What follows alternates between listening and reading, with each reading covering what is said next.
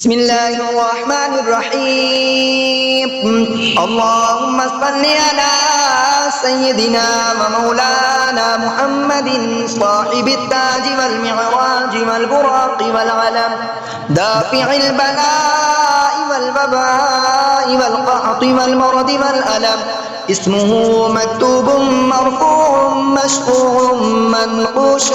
في اللوح والقلم سيد العرب والعجم جسمه مقدس معطر مطهر منظر في البيت والحرم شمس الضحى بدر الدجى صدر العلا نور الهدى كافي الورى مصباح الظلم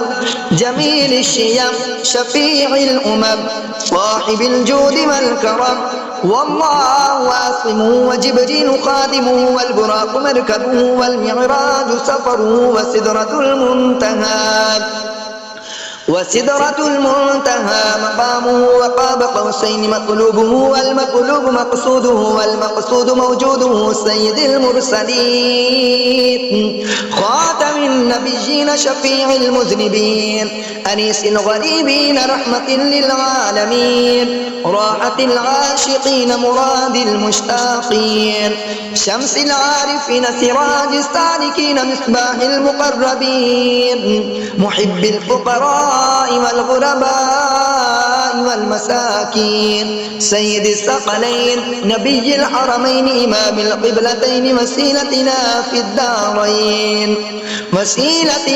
في الدارين صاحب قاب قوسين محبوب رب المشرقين ورب المغربين جد الحسن والحسين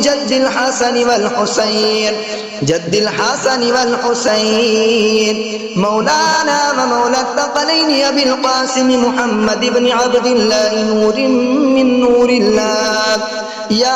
أيها المشتاقون بنور جماله بلغ العلا بكماله كشف الدجى بجماله حسنت جميع خصاله صلوا عليه